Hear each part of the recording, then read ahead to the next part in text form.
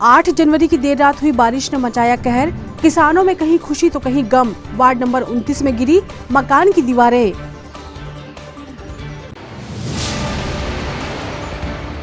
भाजपा पिछड़ा वर्ग मोर्चा ने प्रबुद्ध जन संगोष्ठी का किया आयोजन। प्रेस वार्ता में भाजपा नेताओं ने ओबीसी आरक्षण को लेकर दी जानकारी।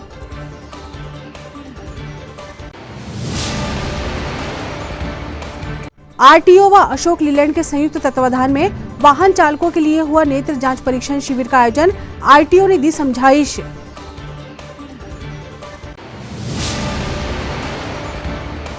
और स्वामी विवेकानंद जयंती पर अखिल भारतीय कबड्डी प्रतियोगिता का हुआ शुभारंभ। जन जागरण मंच के तत्वाधान में आयोजन।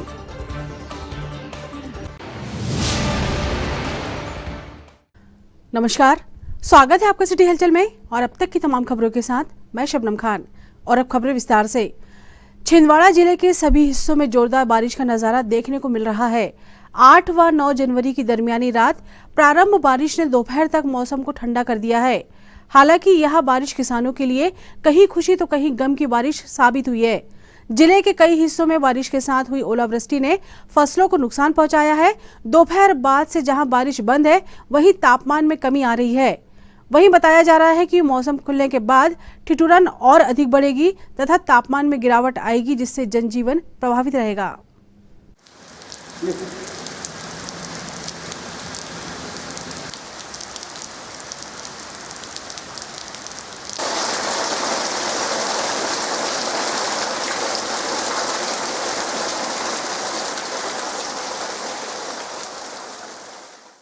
अचानक मौसम में हुए बदलाव से जनजीवन प्रभावित हो चुका है। कुछ हिस्सों में हुई भारी ओलावृष्टि के कारण किसानों की फसलें चौपट हो गई है। हालांकि कुछ इलाकों में सिर्फ बारिश हुई है, तो वहां फसलों के लिए यह बारिश अमृत के समान है। बारिश और ओलावृष्टि की वजह से जिले के किसानों में कहीं खुशी तो कहीं गम जैसी स्थिति बनी हुई है। रात करीब 1 बजे से रिमझिम बारिश का दौर शुरू हुआ और 2 बजे से गरज चमक के साथ बारिश शुरू हो गई, जो दोपहर तक जारी रही। बूंदाबांदी का दौर चलता रहा। जिले के कुछ हिस्सों में तेज बारिश हुई तो कुछ इलाकों में भारी ओलावृष्टि से खेतों में लगी सब्जी और अनाज वाली दोनों ही फसलें बर्बाद हो गईं। हर्री तामिया और बिछुआ ब्लॉक में बारिश के साथ ही भारी ओलावृष्टि हुई है, जिसके कारण सबसे अधिक नुकसान का सामना किसानों को करना पड़ा है। फूल पर आ चुकी गेहूं की फसल को भारी नुकसान हुआ है। हवा के साथ हुई बारिश के चलते फसल जमीन पर लेट गई है। वहीं सब्जी वाली फसल को भी नुकसान पहुंचा है। वहीं बाले पर आए गेहूं, कुछ समय पहले बोनी किए गए गेहूं और चने की फसल को बारिश से अधिक लाभ मिलेगा। प्रभावित किसानों ने फसलों के नुकसान का सर्वे कर शासन से उचित मुआवजे की मांग की है। लगातार पानी गिर रहा है, ओले गिर रहे हैं अभी कल से। क्या स्थिति है, क्या नुकसान है? अरे सर, बहुत नुकसान है सर। खेतों में गेहूं सो रहा है। गेहूं बाल में भी आ गई है, बालें आ गई हैं, गेहूं सो रहा है। तो खराब हो जाएगा गेहूं सर सो गया सर वो। क्या चाहते हो सरकार से? अरे सर, उसका मुआवजा मिलना चाहिए सर हमको। और कौन कौन सी खेतियों पे नुकसान है? सर अभी तो गेहूं जवार है ना, बाकी तो पूरे टमाटर, भटे, गोभी सबको नुकसान है सर। लेकिन गेहूं को सबसे ज़्यादा नुकसान है। गेहूं को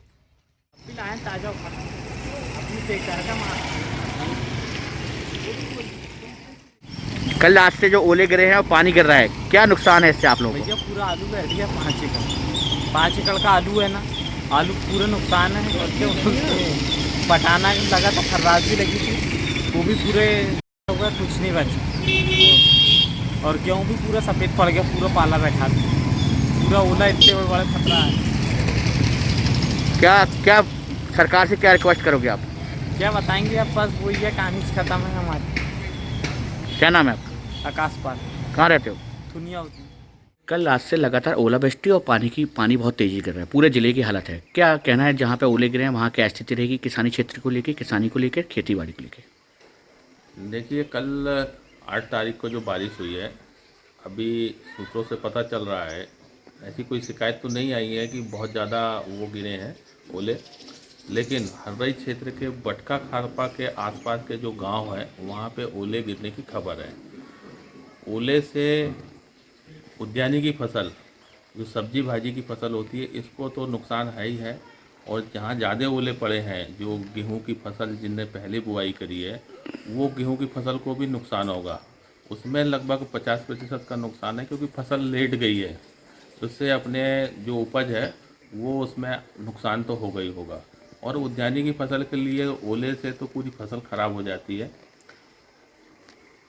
लेकिन और कुछ फ़ायदा भी है कैसे?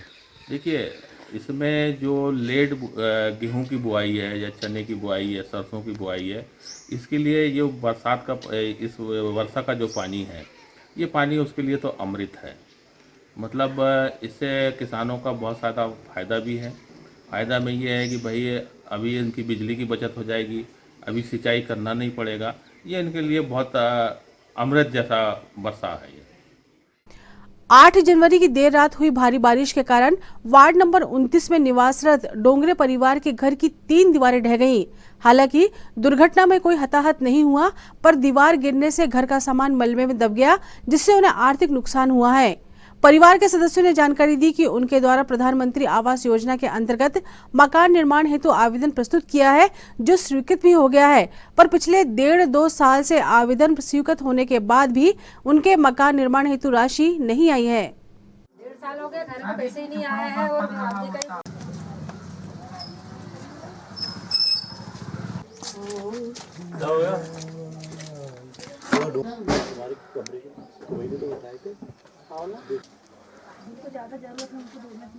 यस क्या है? ये ऐसा तो होना चाहिए। जिनको जरूरत नहीं है पहले उनको मिल रही है। बताओ, हो गया, हमारे घर का पैसा नहीं आया है और ये इधर की भी दीवार गिर गई, अंदर की भी दीवार गिर गई, ऊपर की भी, पीछे की भी। और वहाँ जाते हैं पूछने ऑफिस में, तो अभी पैसा नहीं आया बोलते। क्या क्या नुकसान हुआ आपको? सामान पूरा दब गया है ना सर हमारा। कितने परिवार के लोग रहते हैं? 5 लोग हैं हम लोग। किसी की चोट आई? नहीं, चोट नहीं आई है। नाम आपका? इंदिरा डोंगरे। आज वार्ड नंबर 29 में जो रात से भारी बारिश हो रही है, मौसम के दौरान जो मौसम की ख़राब हालत है, इसमें कुछ परिवारों की घरों की दीवारें गिरी है। उसी तारतम्य में यहाँ पर एक डोंगरे परिवार जो यहाँ पर निवासरत है, इनकी 3 दीवारें गिर गई, जिसमें इनका हज़ारों लाखों रुपए का जो भी सामान था वो दब गया। और दूसरी जनताओं का भी इस प्रकार के लोगों का नुकसान आर्थिक रूप से बहुत हुआ है। इन लोगों के लिए मैं यही कहना चाहूँगा कि पिछले 1.5-2 साल से इन लोग प्रधानमंत्री आवास योजना के चक्कर मार रहे हैं, नगर निगम से लेकर कलेक्ट्रेट तक।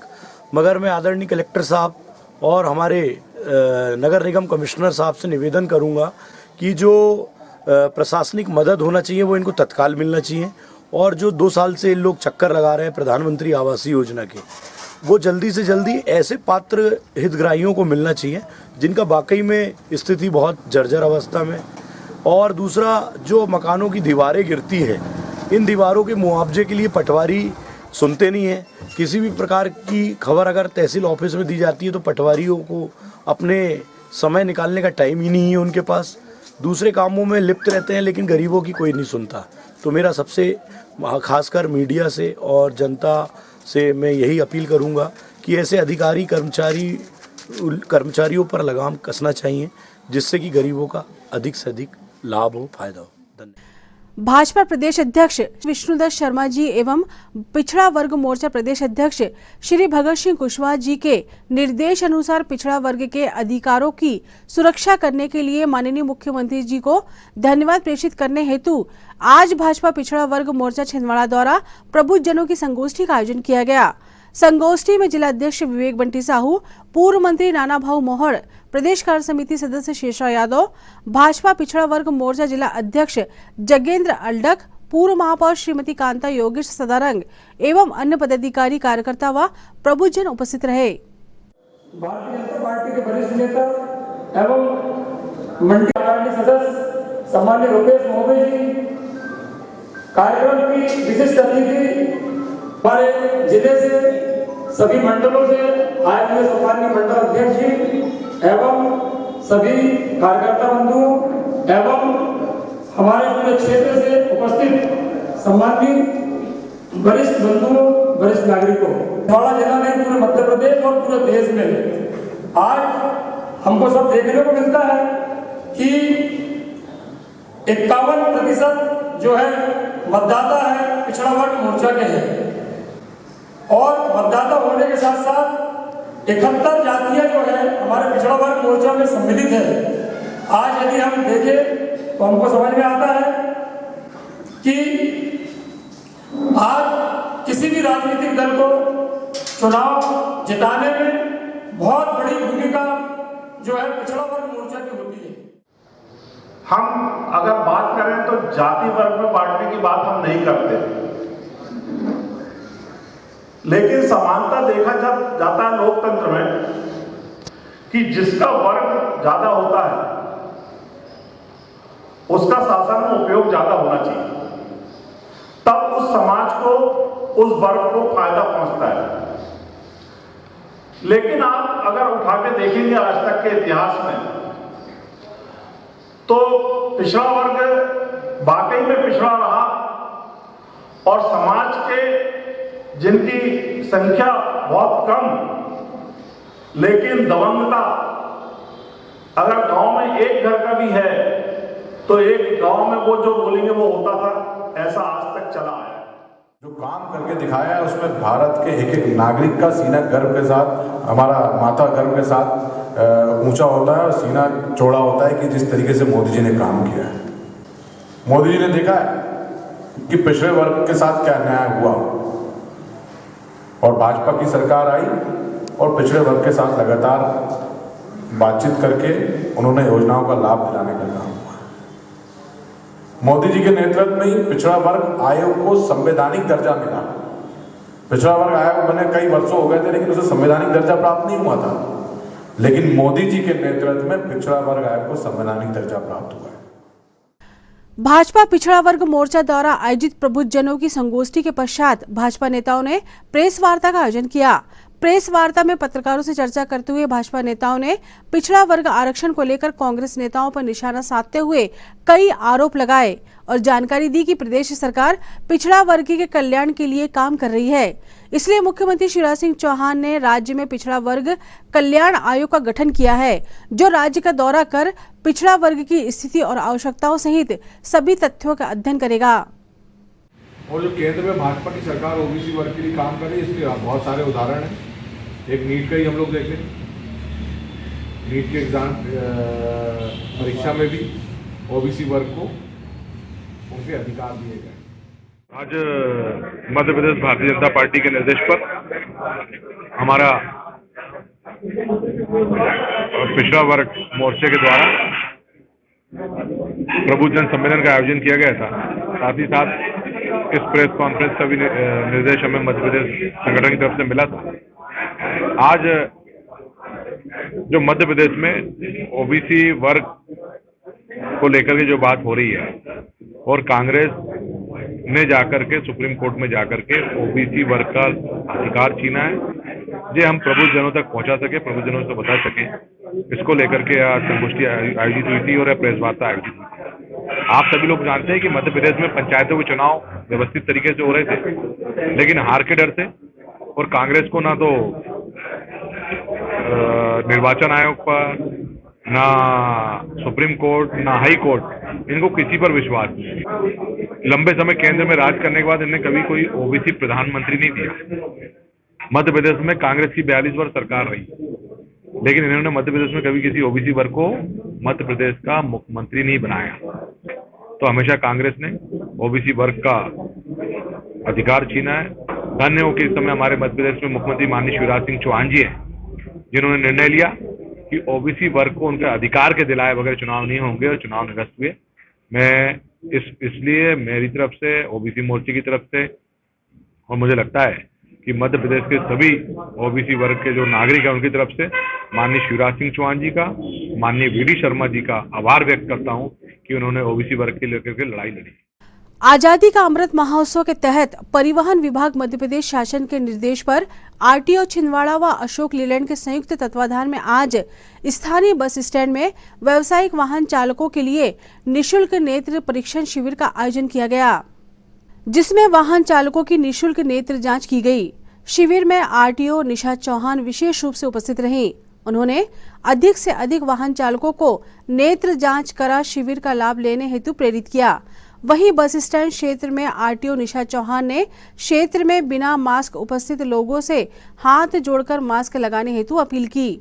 आरटीओ ने सभी को समझाइश देते हुए कोरोना के बढ़ते संक्रमण को देखते हुए कोविड अनुकूल व्यवहार का पालन करने हेतु समझाइश दी।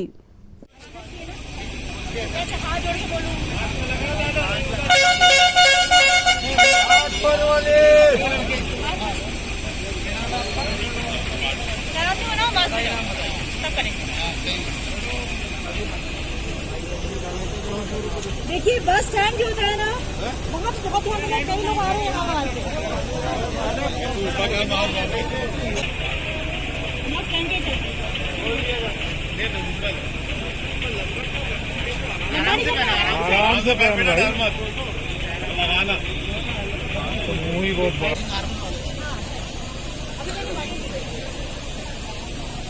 जो नहीं लगाया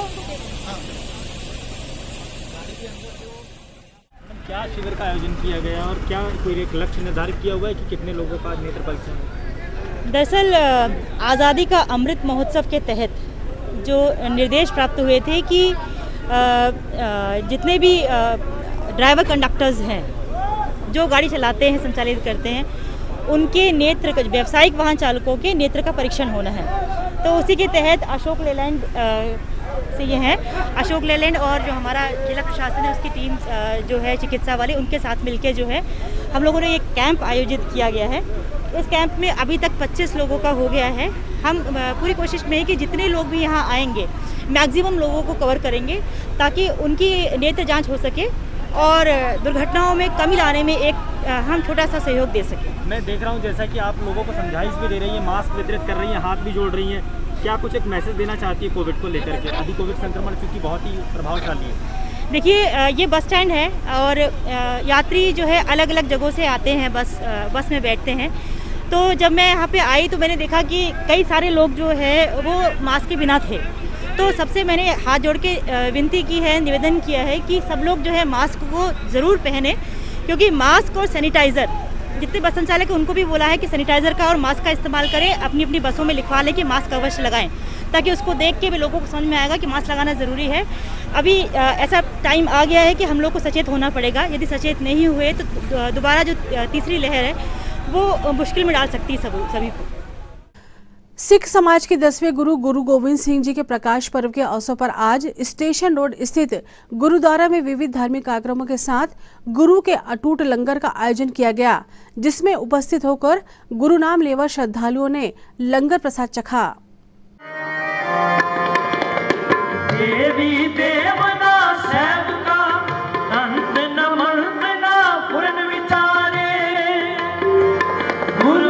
पंथ सुहावड़ा, गुरमुख पंथ सुहावड़ा,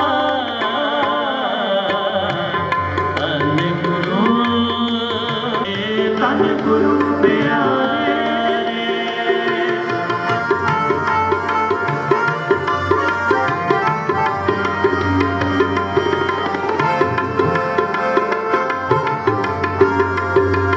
गुरु सासंगत जी ਅੱਜ ਆਪਾਂ ऐसे गुरु ਧੰਨ श्री गुरु गोबिंद साहिब जी महाराज जी का प्रकाश दिहाड़ा मना रहे हैं, जिन्हों ने पूरा ही सरबंस सफले हैं। जे ਆਪਾਂ ਸਾਰੇ ही उसके नाल जुड़न ते उसकी बंदगी करन, क्योंकि गुरबाणी विच किया गया है, जिठे मुकत ना हो वई जिज्जर शब्द ना करे विचार। जे हुण असी मन करके नहीं बैठांगे तो विचार किवें करांगे? विचार किहदे नाल करनी है? पातशाह कहते ने, पर अस्सी लोगों ने अपने आप के अंदर की छाती मारनी, असी कुल ही जाने असी आए की करन।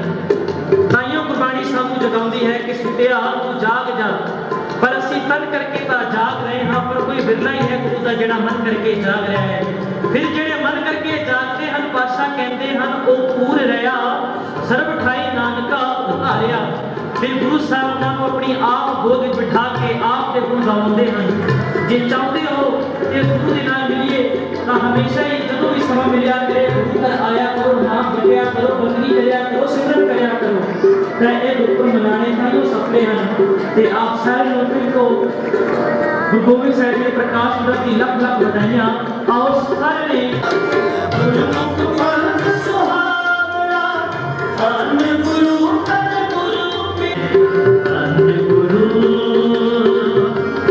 गुरु प्यारे धन गुरु प्यारे गुरमुख पंथ सुहावना गुरमुख पंथ सुहावना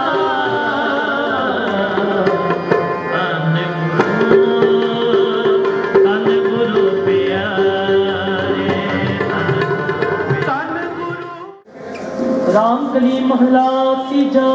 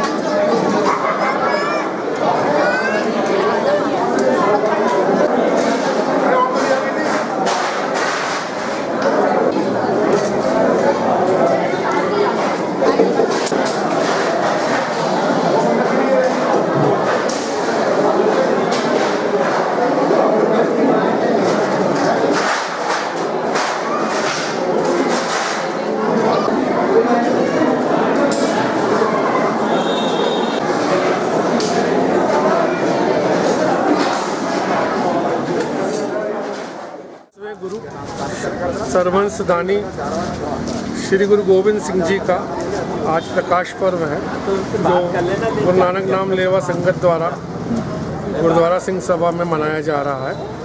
परसों से अखंड पाठ साहब आरंभ हुए थे, जिसकी आज संपूर्णता हुई है और दिल्ली से आए हुए रागी जत्थे भाई मनमीत सिंह जी द्वारा कीर्तन किया गया है। लंगर प्रसाद ग्रहण की सभी को वितरित किया जा रहा है। सिख समाज आज प्रधानमंत्री मोदी जी का दिल से धन्यवाद करता है कि जिन्होंने आज 26 दिसंबर के दिन गुरु गोविंद सिंह जी के 4 पुत्र जिन्होंने धर्म के लिए अपने शहीद कर दिए,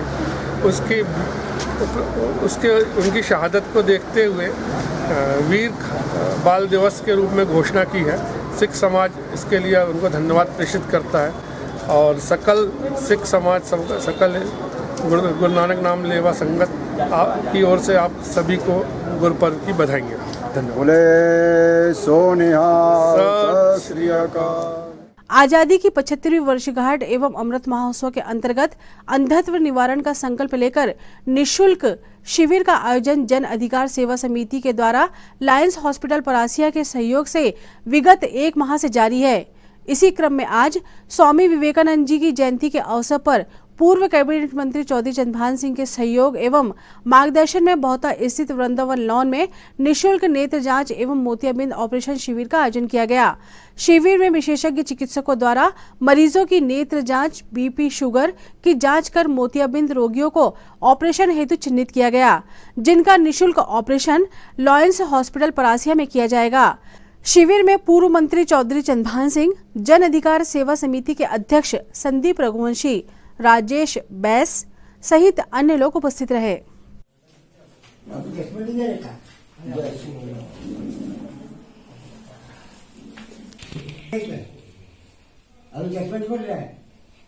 मोतियाबिंद ऑपरेशन के बाद मिलता था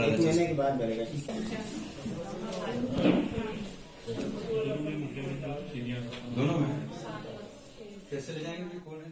मानव जन अधिकार समिति और लायंस क्लब परासिया के सहयोग से हमारे राजेश दैत जी इसके राष्ट्रीय अध्यक्ष हैं, हमारे संदीप भैया उसके संयोजक हैं, और मैं बहुत इनको धन्यवाद देता हूँ कि पिछले 3-4 वर्षों से लगभग 250 आई कैंप इनके द्वारा लगाए गए और लगभग 5000 जो मोतियाबिंद के मरीज निकले उनका ऑपरेशन इनके द्वारा कराया गया, और निरंतर उनकी मॉनिटरिंग करना, कोई समस्या आए तो उसको करना, ये अपने आप में बड़ा अच्छा काम मानव जन अधिकार परिषद जो है समिति कर रही है।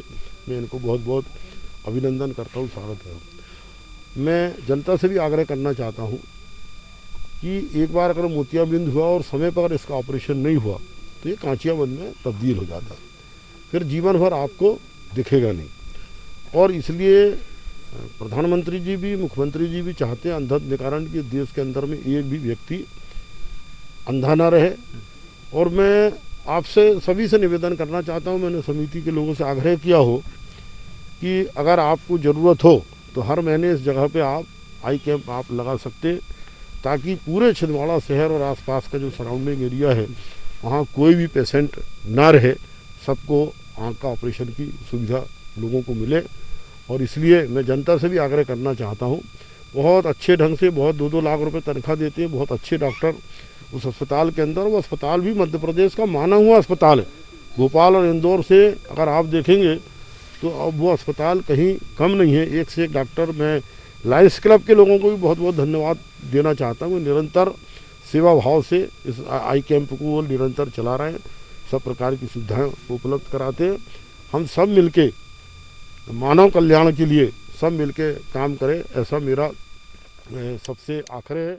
आज जन अधिकार समिति द्वारा यहाँ पर निःशुल्क नेत्र जांच एवं मोतियाबिंद शिविर का आयोजन किया गया था और बड़े ही अल्प समय में यह कार्यक्रम आयोजित किया गया। विगत लगभग 1.5 माह से इस परिषद के अध्यक्ष सम्मानित संदीप रघुवंशी जी पूरी चौरे विधानसभा में इस निःशुल्क नेत्र जांच मोतियाबिंद शिविर का आयोजन कर चुके हैं, जिसमें करीब 25,000 नेत्र रोगियों की जांच हुई है और 3,000 नेत्र रोगियों का मोतियाबिंद का ऑपरेशन परासिया लायंस हॉस्पिटल के सौजन्य से हमारी समिति के माध्यम से कराया गया। और ऐसा ही अभियान पूरे ज़िले में चले, इसकी शुभारंभ आज 9 जनवरी को इस वृंदावन लाइन में आयोजित नेत्र शिविर से हुआ है। प्रकृति की मार के बाद भी बड़ी संख्या में लोग आज सुबह 9:30 बजे से यहाँ पर आ रहे हैं। करीब 150-200 लोग अभी तक पंजीयन करा चुके हैं और 10 से 15 मरीज तो अभी निकल चुके हैं।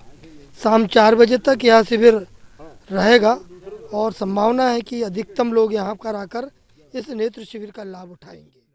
स्वामी विवेकानंद जी की जयंती पर जन जागरण मंच द्वारा आयोजित अखिल भारतीय कबड्डी प्रतियोगिता का शुभारंभ आज दशहरा मैदान में किया गया।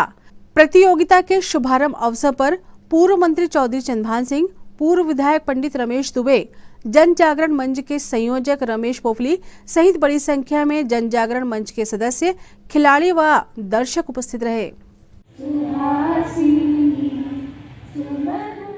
संयोजक सम्माननीय को स्वागत कर रहे हैं। मैं आपसे निवेदन करूंगा कि जोरदार ताली से स्वागत कीजिए। ये हमारे अपने बीच के सभी हमारे मुख्य अतिथिगण हैं, इनका विशेष लगाव हमारे इस मंच से रहा है। सुरेंद्र सिंह बैस जी का स्वागत करें, हमारे बीच में उपस्थित डॉक्टर गगन कोहली जी का स्वागत करें। एक बार पुनः जोरदार ताली से स्वागत। और हमारे जो मुख्य अतिथिगण हैं उनका पुष्पमाला से स्वागत करते जाए। जय बजरंग क्लब वर्सेस माँ भवानी क्लब, ये दोनों टीमें तैयार रहे। व्याय उसको रखना, आज उसी का परिणाम निकल कर आता है कि देने वाले लोग नहीं रुक पाते। और मैं ऐसा मानता हूं कि उसी का विश्वास जन जागरण मंच के संयोजक उनकी टीम ने जिनने जिस पारदर्शिता से बंदोबस्त। सर्वप्रथम पवन पुत्र बजरंग बली के का पूजन अर्चन करते हुए दोनों टीमें तैयार हैं। बार बार घोषणा के बाद भी टीमें लाइनअप नहीं हो रही है। प्रतियोगिता प्रारंभ होने जा रही है। जोरदार ताली से स्वागत कीजिए। हमारे मुख्य अतिथि द्वारा ध्वजारोहण किया गया और मैं दोनों टीमों से अनुरोध करूंगा कि वे लाइनअप हो जाए। अब हमारे मुख्य अतिथिगण आपसे परिचय प्राप्त करेंगे। चौरई के पूर्व विधायक सम्माननीय पंडित रमेश दुबे जी, हमारे भारतीय जनता पार्टी के पूर्व जिलाध्यक्ष सम्मान और एवं जन जागरण मंच के संयोजक सम्माननीय रमेश पोपली जी, हमारे सामाजिक कार्य डॉक्टर फरजानी जी एवं हमारे रोहित पोपली जी, सभी लोग हमारे खिलाड़ियों का परिचय प्राप्त करते हुए इसके बाद टॉस होगा। निश्चित तौर पर हम सब के लिए गौरव का विषय है जन जागरण मंच के द्वारा। और ये लीजिए, सिक्का उछल गया है और उछलने वाला है, दोनों ही टीमें तैयार, और ये सिक्का उछाला गया और इसी के साथ टॉस हो गया है। कौन किसकी टांग पकड़ता है देखिए आप। और रमेश जी जिला संयोजक, नहीं बहुत ही शानदार, ये भी अपने जमाने के बहुत ही मशहूर कबड्डी खिलाड़ी रहे हैं। कबड्डी के साथ ये देखिए बहुत ही रोमांचकारी ये क्षण हमारे लिए। एक दूसरे को चकमा देने में आए देखिए आप।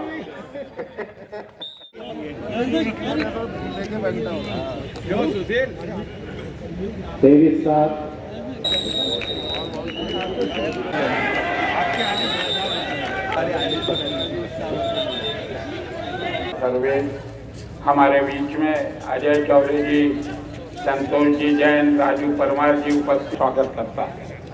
आइए परमार जी, चौधरी जी, हमारे भारतीय जनता पार्टी के जन जागरण मंच उनका स्वागत करता, अभिनंदन करता।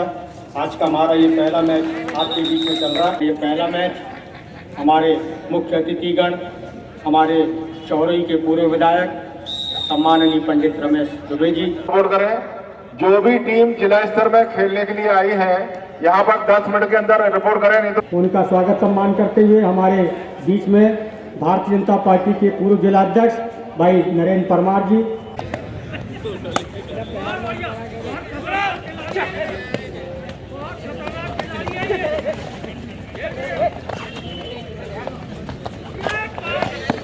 बहुत बढ़िया सर्विस, बड़ी संगठित प्रयासों से ही खेली जाती है और ऊपर ही ऊपर उठा दिया। अच्छी रेड डालते हुए 7 नंबर के खिलाड़ी बीजागोरा के, और ये बहुत सुंदर अच्छी केस का। जन जागरण मंच द्वारा स्वामी विवेकानंद जयंती के शुभ अवसर पर प्रतिवर्ष 9 जनवरी से 12 जनवरी को अखिल भारतीय कबड्डी प्रतियोगिता का भव्य दिव्य आयोजन किया जाता है। स्वामी विवेकानंद जी हमारे आदर्श हैं और आज हमारे लिए एक संयोग की बात भी है कि आज गुरु नानक की और हमारी जो है जयंती का भी कार्यक्रम है। तो इस अवसर पर मैं समस्त सिख समाज के बंधुओं को भी उनका भी अभिनंदन करता हूँ, और साथ ही में जो कबड्डी प्रतियोगिता का हमारा 33 वर्ष का परिक्रमा है, वह परिक्रमा कबड्डी का खेल हमारा देशी खेल है जो विलुप्त होता जा रहा था, उसको पूर्ण रूप से पुनर्जीवित करने का संकल्प जन जागरण मंच ने लिया था, और उसी के अनुरूप आज हमें हमारा लक्ष्य पूर्ण होता हुआ दिख रहा है। प्रो कबड्डी के माध्यम से और जिले में विभिन्न स्थानों पर कबड्डी की लगभग 30 से 35 प्रतियोगिताएं प्रति वर्ष होती है। यह हमारी सफलता का मुख्य आधार है। मैं इस अवसर पर समस्त कबड्डी प्रेमी बंधुओं का हार्दिक अभिनंदन करता हूं, स्वागत करता हूं, और साथ ही में यह प्रतियोगिता जो हमने बड़े ही मेहनत और मशक्कत से प्रारंभ की है, इसका पारितोषिक भी हमने इस बार राष्ट्रीय स्तर की टीमों के लिए 1 लाख रुपए विजेता टीम के लिए और 50,000 रुपए उप विजेता टीम के लिए, तीसरे और चौथे नंबर के लिए 15,000 का इनाम रखा है, और साथ ही में जिला स्तर में हमने 15,000 रुपए विजेता के लिए और 10,000 रुपए उप विजेता के लिए और पुरस्कार रखा है। साथ ही में चमचमाती ट्रॉफियां दोनों ही प्रतियोगिताओं में विजेता उप विजेता को दी जाएगी। निश्चित रूप से इसमें आप सभी जनता का बड़ा सहयोग रहता है। मैं इस अवसर पर सभी का अभिनंदन करता हूं, धन्यवाद। कबड्डी में आने के लिए सभी को और आमंत्रित करता हूं, आए कबड्डी का आनंद लें। 8 जनवरी की देर रात हुई बारिश के दौरान अमरवाड़ा विधानसभा के हर्री में कश्मीर की वादियों जैसा नजारा बन गया। दरअसल इस क्षेत्र में बारिश के साथ जमकर ओलावृष्टि हुई है, जिससे यहां बर्फ की सफेद चादर सी बिछ गई। ग्रामवासियों की माने तो ऐसा नजारा उन्होंने अपने जीवन में पहली बार देखा है, जब इतनी मात्रा में ओलावृष्टि हुई हो। सुबह के समय कुछ लोग इस बर्फ के साथ वीडियो बनाते व सेल्फी लेते नजर आए।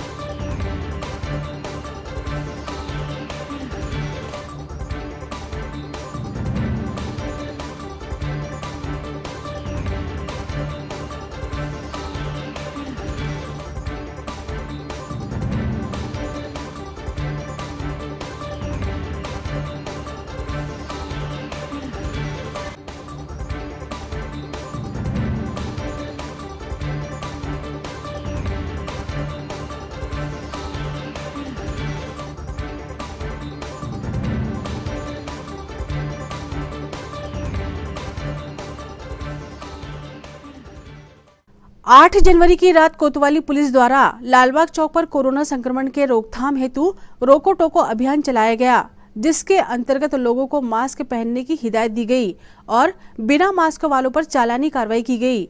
इस दौरान सिटी कोतवाली प्रभारी टीआई सुमेर सिंह जगेत ने बिना नंबर वाहनों व 3 सवारी बैठकर वाहन चलाने वालों को नियमों के पालन हेतु सख्त हिदायत दी। इनका चालान भरो और मास्क दो इनके चालान भरो। क्या कायदा साहब भरोगे तो साहब का नाम लेके भरो, चालान भरो, मास्क लगाओ, तो इसको मास्क चालान भरो बनवा दे इसका।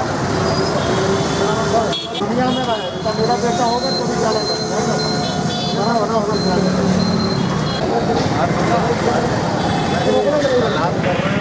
वहाँ का जब भ्रमण बनाया तो तरीका से बढ़ जाना।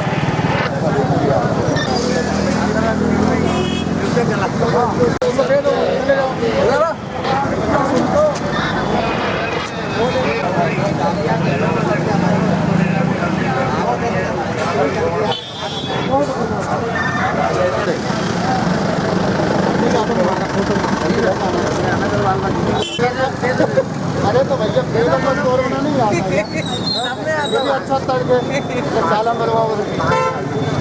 बोले मैं तो पैदल हूँ, मुझे थोड़ी कोरोना आएगा।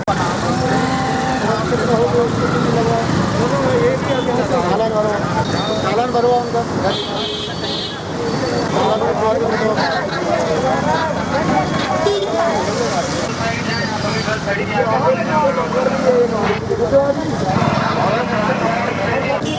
ठीक है, लेकिन इस बार नहीं जमा, अगली बार मिलोगे तो पक्का करो, ठीक है।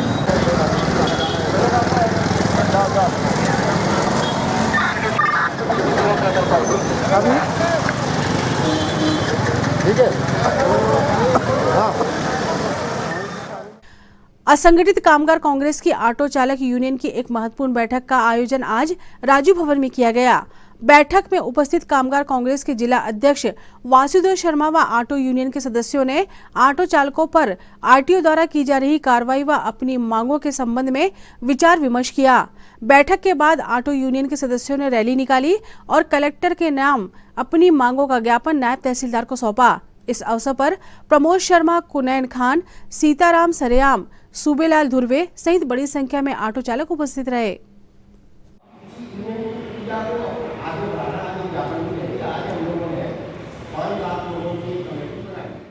हम लोग छिंदवाड़ा जिले में ऑटो चालकों के यूनियन का बनाने की प्रक्रिया हम लोगों ने शुरू की हुई है पिछले कई दिनों से।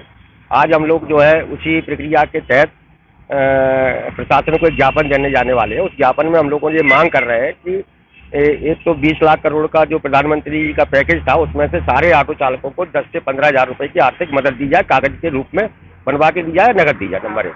नंबर 2, शहर में जहाँ जहाँ भी बस स्टॉप बने हुए हैं वहाँ पर ऑटो स्टैंड बनाए जाए जहाँ 4-5 ऑटो खड़े हो सके। इसके साथ साथ ही अस्पताल के अंदर, फव्वारा चौक पर और जहाँ जहाँ से सवारियाँ मिलती है वहाँ पर ऑटो स्टैंड बनाए जाए। तीसरा, हम लोग ये भी प्रशासन से मांग कर रहे हैं कि जो ऑटो की आए दिन चेकिंग होती है उस चेकिंग की एक तिथि तय की जाए। 3 महीने में 7 दिन तय किए जाए कि 1 से 7 तारीख तक इनकी चेकिंग की जाए। इस तरीके से कुछ व्यवस्था बनाई जाए। और इसी के साथ में हम लोग ये भी मांग कर रहे हैं कि ऑटो चालकों ने जो ऋण लेके ऑटो लिए थे कोरोना में जो बंद रहे थे उनको उनकी मदद की जाए। तो ये हमारी ऑटो चालकों के जीवन यापन से जुड़ी हुई थोड़ी सी मांगे हैं। इनको लेके हम ये ज्ञापन भी दे रहे हैं और अपनी यूनियन का गठन कर रहे हैं। हमारे प्रमोद शर्मा हैं, सीताराम हैं, सूबेलाल है, कुनैन है, ये तमाम सारे ऑटो चालक हैं जो इस यूनियन को बनाने की जिम्मेदारी इनने ली है। जिस तरीके से समय के आधार पर आज परिस्थितियां हम ऑटो चालकों के समक्ष उपलब्ध हुई है, उसी के माध्यम से हम अपने ज्ञापन के माध्यम से प्रशासन को अवगत कराना चाहते हैं कि हमारी परिस्थितियां जो विपरीत चल रही हैं उस पर हमारे प्रति सहयोग की भावना रखें और हमें सहयोग दें ताकि हम अपनी आर्थिक स्थिति को सुधार सकें और हमारी जीविका को हम सुचारू रूप से चला सकें। उसी के लिए हम आज प्रशासन को एक ज्ञापन के माध्यम से अवगत कराना चाहते हैं। न्यू ग्लोबल फाउंडेशन व दबंग मीडिया ग्रुप के संयुक्त तत्वाधान में आज पटेल मंगल भवन में संस्था के वार्षिक कैलेंडर का विमोचन कार्यक्रम आयोजित किया गया। कार्यक्रम में भाजपा जिला अध्यक्ष विवेक बंटी साहू, सीएसपी मोतीलाल कुशवाहा, वरिष्ठ पत्रकार गण एवं गणमान्य अतिथि उपस्थित थे। संस्था में जिले के बेहतरीन समाज सेवियों करती है। मैं चाहूंगा कि अब आगे के आयोजन के लिए हमारी संस्था के उपाध्यक्ष मेरी बड़ी बहन श्रीमती हार्दिक अभिनंदन और स्वागत करती हूँ। प्लीज जोरदार तालियों के साथ आप सभी इनका स्वागत करें। मैं अपना परिचय दे देती हूँ। मैं परिवार कांग्रेस सोशल मीडिया की प्रदेश उपाध्यक्ष।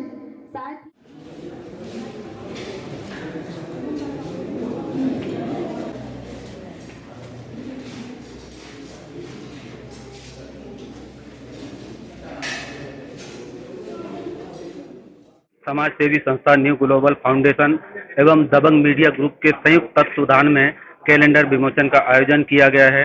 पिछले 4 वर्षों से लगातार यह कार्य जारी है और आज विशेष रूप से कैलेंडर विमोचन का कार्यक्रम रखवाया गया जिसमें ये संदेश लोगों को दिया गया कि समाज सेवा के क्षेत्र में आगे बढ़ें, लोगों की सेवा करें, कोरोना गाइडलाइन का पालन करें।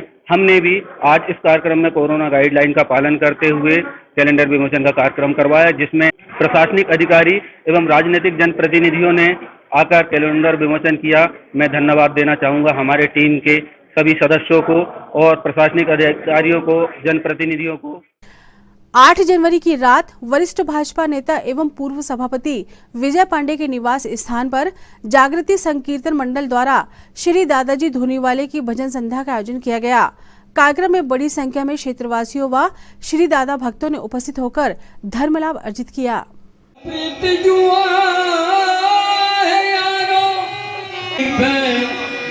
बड़ा नसीब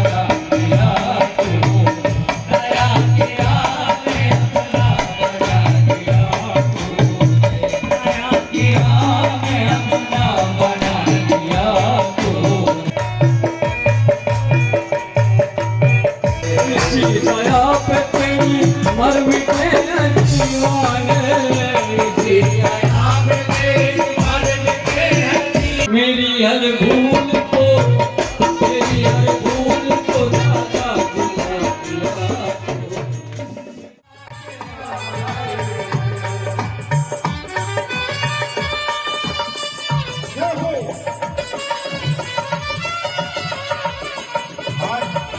आदरणीय माननीय मेहमान के देश निवास पर श्री दादाजी महाराज का दरबार सजा हुआ और सभी भक्त अपने अपने चौरसिया मोहल्ला रायल चौक में 6 जनवरी से 13 जनवरी तक संगीत में श्रीमद् भागवत महापुराण का आयोजन किया गया है, जिसमें बड़ी संख्या में उपस्थित होकर श्रद्धालु भक्तगण कथा श्रवण कर पुण्य लाभ अर्जित कर रहे हैं।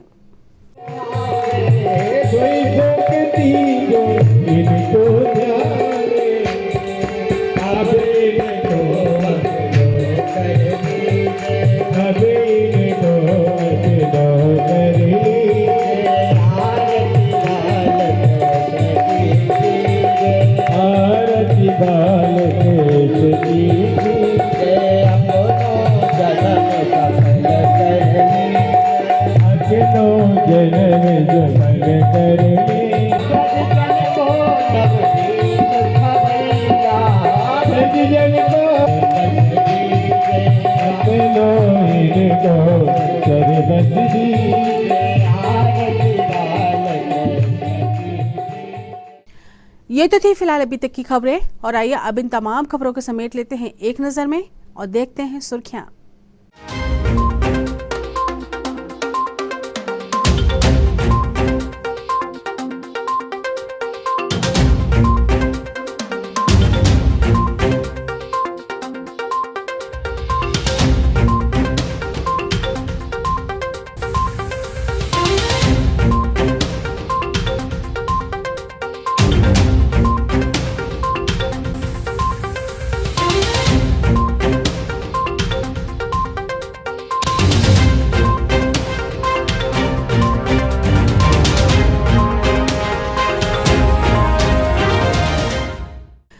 चलते चलते एक नजर हेडलाइंस पर। 8 जनवरी की देर रात हुई बारिश ने मचाया कहर, किसानों में कहीं खुशी तो कहीं गम, वार्ड नंबर 29 में गिरी मकान की दीवारें।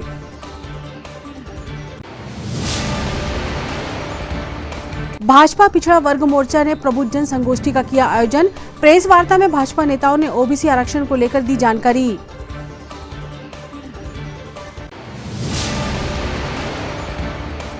आरटीओ व अशोक लीलैंड के संयुक्त तत्वाधान में वाहन चालकों के लिए हुआ नेत्र जांच परीक्षण शिविर का आयोजन, आरटीओ ने दी समझाइश।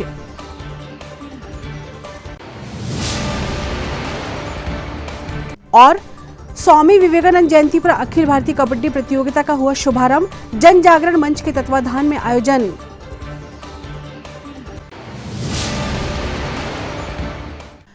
सिटी हलचल के हमारे इस अंक में फिलहाल इतना ही। नई खबरों के साथ फिर होगी मुलाकात।